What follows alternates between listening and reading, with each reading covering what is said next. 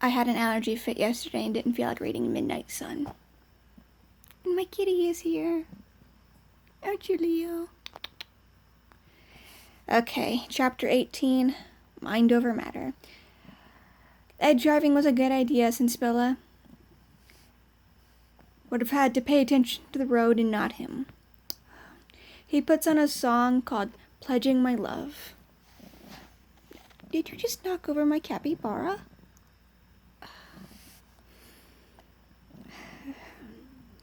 Ed doesn't like rock. Carlo knows Transylvania Gothic Castle Vampires. Why couldn't we get that book? Ugh. And he gives her the story how Carlisle found him dying of the flu in 1918, conveniently an orphan. And he says it was painful. More dialogue. Ed thinks of how Rosalie was thinking of revenge, and Carlisle tried to get her to let go of her past. Okay, vampires keep the same mindset as they were when they were turned. You changed her just as she was dying from being gang raped and beaten. You have no say in this, Carlisle.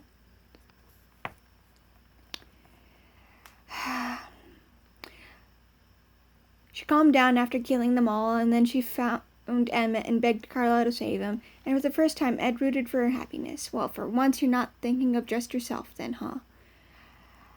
Now she and Emmett are together and will be married again soon. Ed tells Bella Alice and Jasper's backstory. His family was on the edge at first when they showed up, and Alice waited for Edward and Emmett to be away, and they came back, and Alice called Edward her brother and introduced them. More Twilight dialogue. Then Edward realizes they've been out all day and humans need food. Yeah. You should pay more attention. No shit. Okay, how do you forget? Like, you watch every day, and like humans eat every day. You're at lunch, you see them eating. Like, you're 100 years old and you're still as stupid as a rock.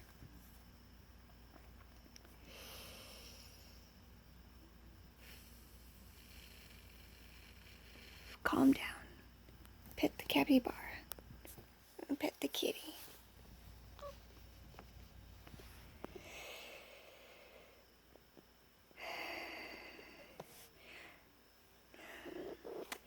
He tells himself he needs to pay more attention, and he forgets humans need food regularly. Bella invites him inside, and Edward quickly unlocks her door because he knows where the key was. And it's spying on her. What else is there to do at night? And he thinks Bella thinks it's a joke, and she heats up food, and he thinks he should learn to cook. And Bella asks how often he sneaks over every night. She is appalled, but only because she talks in her sleep and might have said something embarrassing. Girl, this boy just admitted to, like, sneaking in your house every night to watch you sleep. Like, any other girl would have kicked him out and called her father, who was a cop, and immediately got a restraining order or something. He calms her down, and Edward believes he'll have no punishment for his voyeurism. Ugh.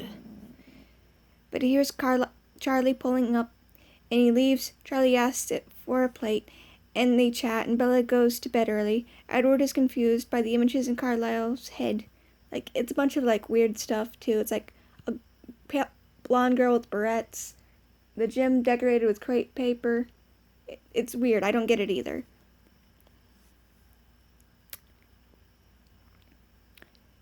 And Charlie, she's not having normal teen experiences. Edward thinks he's stopping her, too. And in her room, Bella opens her window for Edward, and they sit together, her heartbeat beating wild.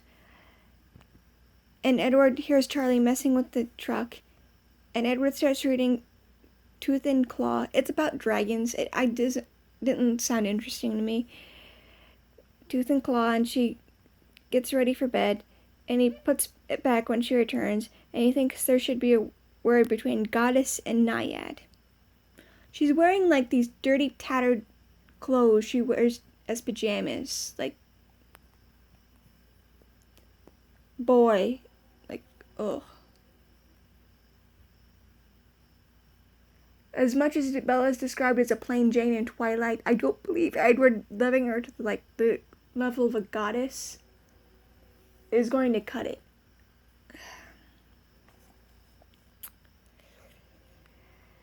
More Twilight dialogue with paragraphs paragraphs of Edward's monologue.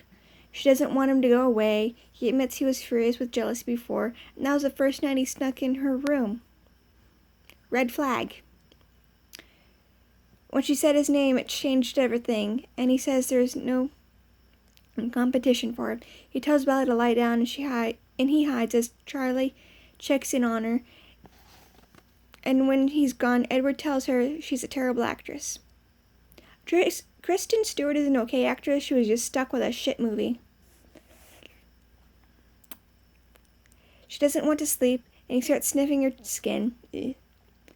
Bella wants to know more about him, and Edward explains they're vegetarians to retain humanity and his analysis powers, and Bella wonders where other vampires came from. Well, apparently it involves aliens, the king of Atlantis, and the blood of a dead Egyptian queen. Edward says Rosalie and Emmett marry like humans, and she wondered about their future. And Edward explains it's hard to keep her alive because she's so fragile. It's easy to be an accident. Ugh. Like, girl, why are you with this guy? You know nothing about him. You didn't build up any romance. You spent this was legit your first date. Bella's not scared, and their lust is going to be complicated with everything. At least you admit you're only horny.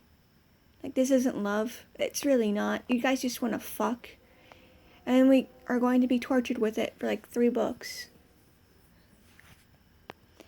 And he thinks she doesn't want him. He thinks their lust is going to complicate matters. She doesn't want him to leave. He hums her to sleep, and she unconsciously says she loves him. He's been a creepy fucker for 17 chapters, and you legit just only spent the day with him on the verge of wanting to kill you. Girl. Ugh, get some therapy.